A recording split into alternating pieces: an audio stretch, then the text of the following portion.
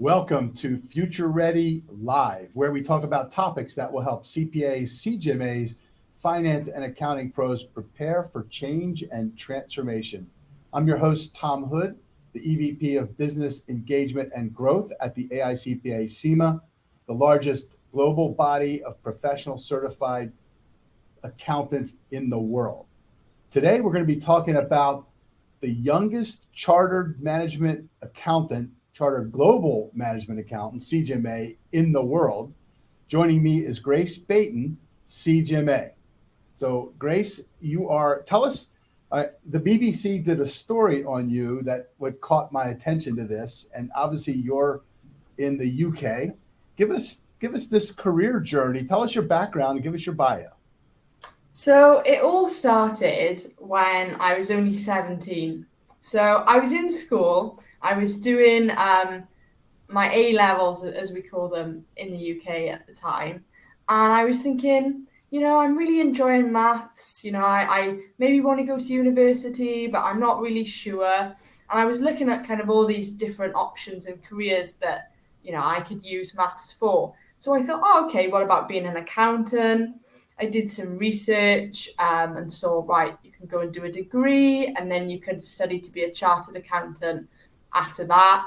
And I thought, oh, well, I came across apprenticeships then and I could do this apprenticeship, get some experience on the job.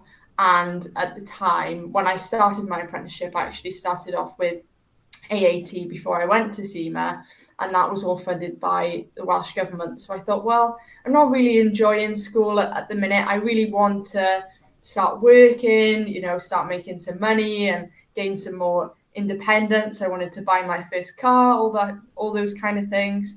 So I thought, right, I'm going to leave college now and I'm going to start this apprenticeship.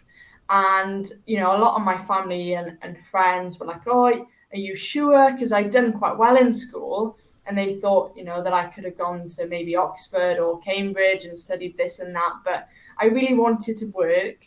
I really wanted to start, learning, how the world of work works and all that kind of thing. And, I was really kind of dead set on accountancy. I've always been really interested in business and how they work. And I think, I would like to maybe own my own business one day. And I think if you can understand the numbers in a business, you're not all the way there, but you're a good way of the way there to, being able to run a successful business and all these different things. So yeah, I made the jump and, it was really tough, I would say, my first year working and studying as well.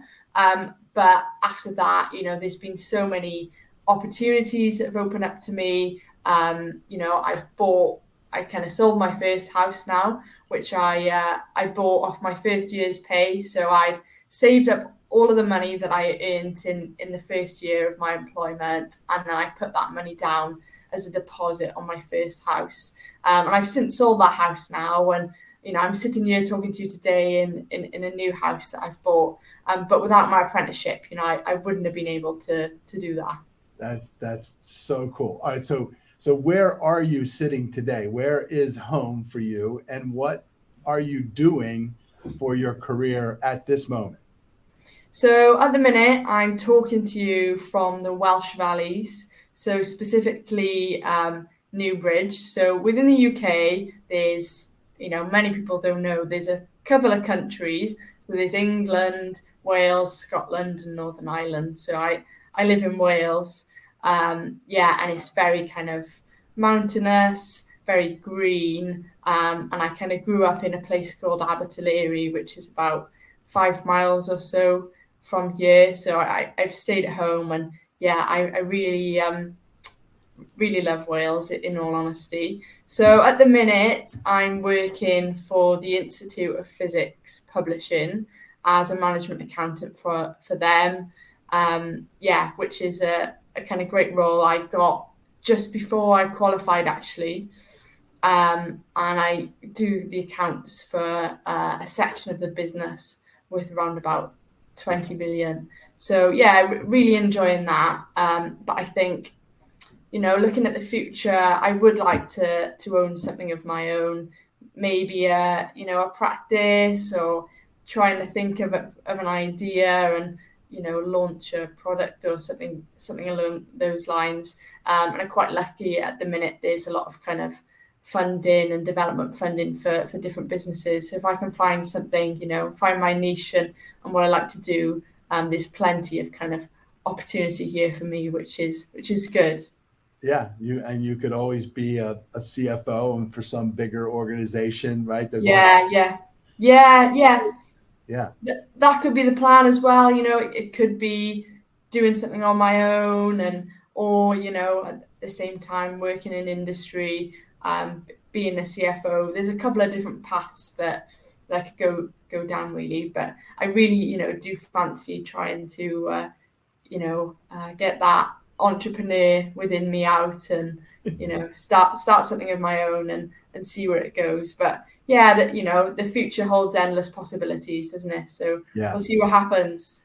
Well, it's funny because we've been also noticing, I'm not sure as much how it is in Europe, but in the US right now, we're seeing, especially the tech sector, laying off a whole lot of people, which actually was drawing away people from the accounting majors. So we had a lot of competition over here, and we have a severe shortage of accountant majors going into CPAs or CGMAs. So what we're seeing though is now the tech industry is laying off, and a lot of the people that were in that space are now looking for jobs. And I would say in finance and accounting, especially with a credential like CGMA or CPA as well, you probably never have to look for a job because those are always in demand and kind of instantly a good passport to get a good job.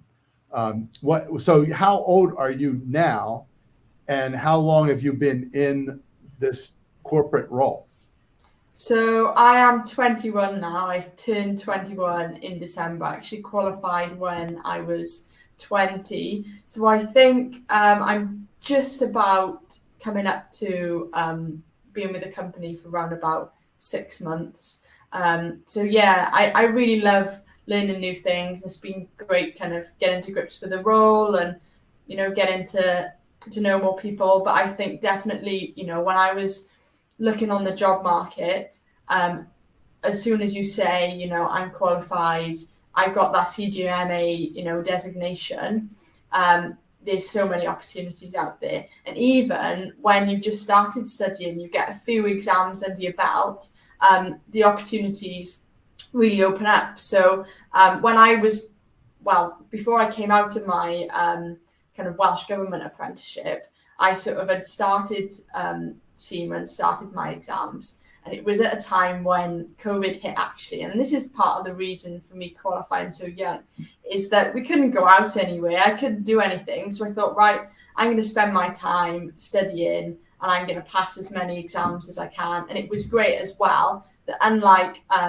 some other, accountancy boards that you can do, SEMA actually went to, virtual online examinations, which meant that I could just do them from home. It didn't matter that the exam centres were closed. I could still carry on. So I think in around about 6 months, I passed something like 9 exams, something along those lines. So all of a sudden, in 6 months, I've gone from just having, my AAT to being a part qualified SEMA candidate. And not only did, my salary expectations and what I could get on the market rise significantly, but also the demand and the different options that were there on the table for me, and different jobs in different places all up and down the UK, or even with CGMA being recognised worldwide, I could go and work in New Zealand, or come over to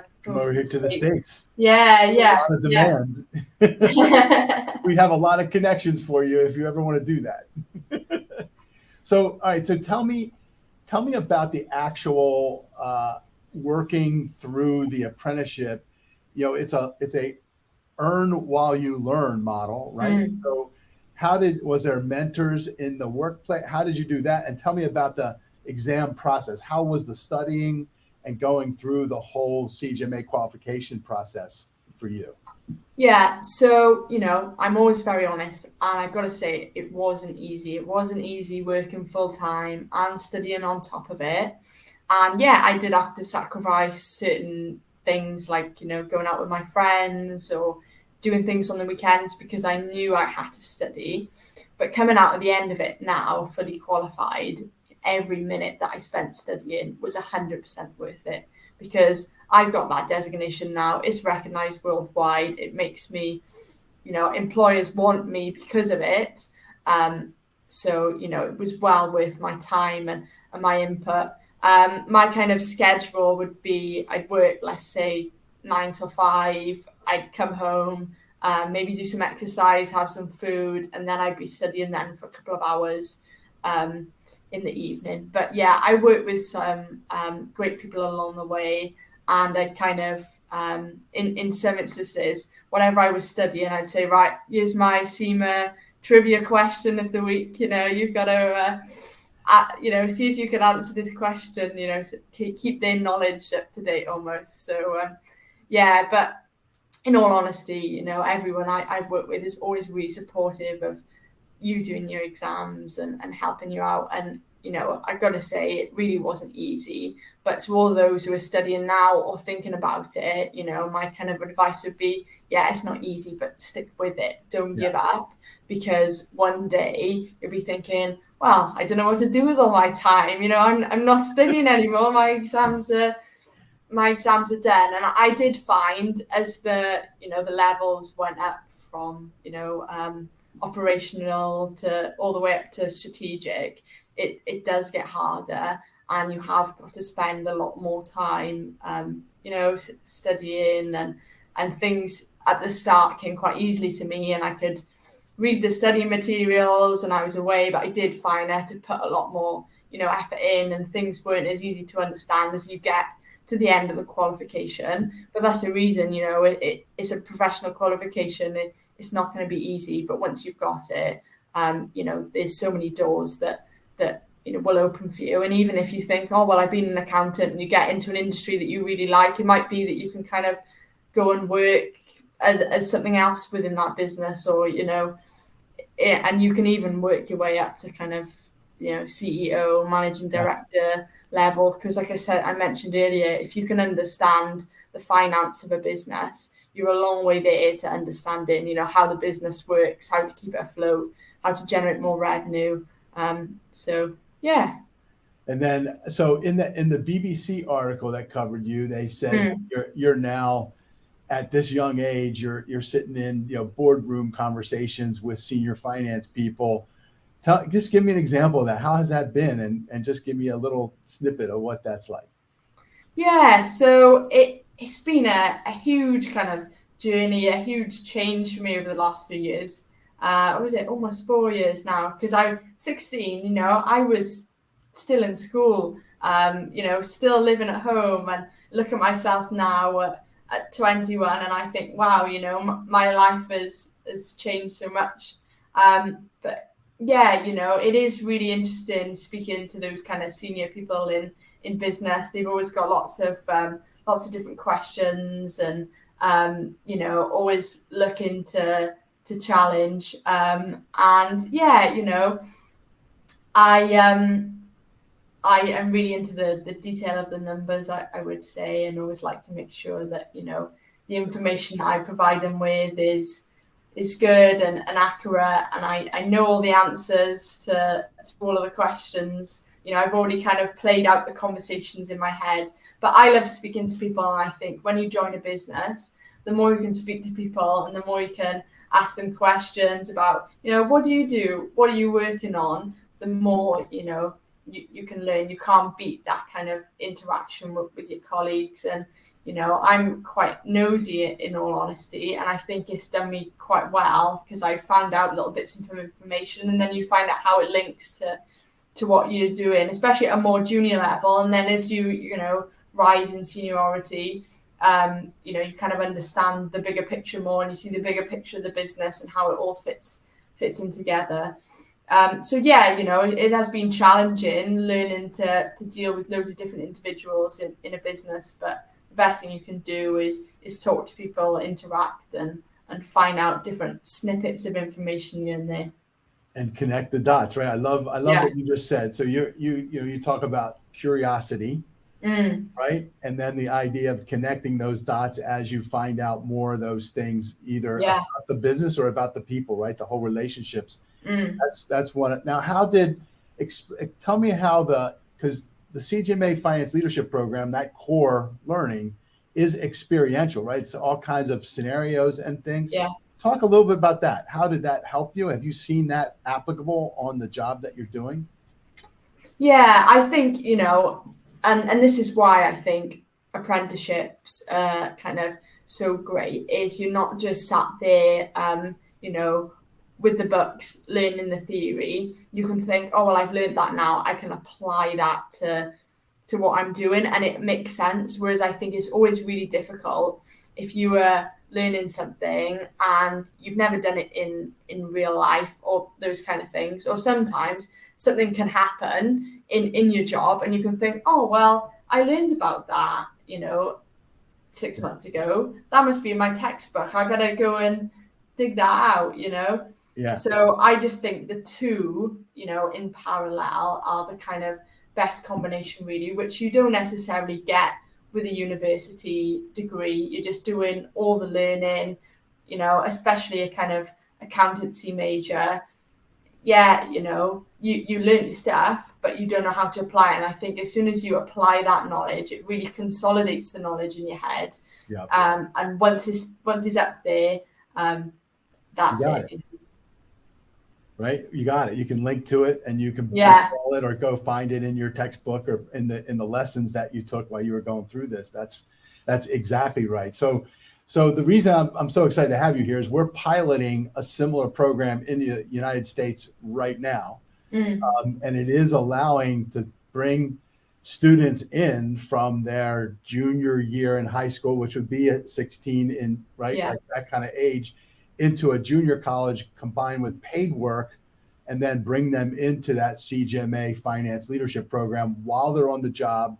Some of the credits from that learning program apply to their junior college degree in addition to some of the others, but they end up coming out about when you do. So I would ask two quick questions. One is, what advice would you have for employers to think about this type of program to bring people like you into their workforce? Yeah, I would tell them 100% go and do it. I think there's nothing better than bringing somebody very young, very fresh, very excited, who's ready to learn, studying along on the side. You get a great finance individual at the end of it, in my opinion. They've got the academic stuff all ticked off, and they've got the experience, and they'll grow from a young age, understanding your company, understanding how it all works. And yeah, I would say 100% go for it. I'm really keen to promote apprenticeships to many different employers. I think is a great way to bring people on board. It's not just a great benefit for the employer to have somebody studying who's really on it with their knowledge and really keen and eager to work. And then, from the flip side, as an apprentice, there's nothing better. You're having your study paid for and you've got a job at the same time. It's a no-brainer for me. Yeah, I mean, and there's still a place for 4-year degree and the whole normal process, right? But there are people that either can't afford it or don't have that opportunity, and this provides that rich opportunity. But compare yourself to your friends who are in 4-year. What's that like? What do you see? Yeah, so most of my friends actually went to university, and I think university, is a great option for a lot of careers. And a lot of careers, you've got to go to university in order to get on. But it wasn't for me at the time, and it's worth kind of considering all your options. I would definitely say that, yes, apprenticeships are great, but they might not be for you, and university is great too. But yeah, a lot of my friends, they've either kind of finished, they've done their last year of university, they're just starting out in their career, whereas I've kind of established my career over the last 3-4 years. I've been able to buy a house, and settle down a little bit, which has been great. You know, I'm very financially stable, whereas they've kind of had to take out, in the UK, you take out student loans.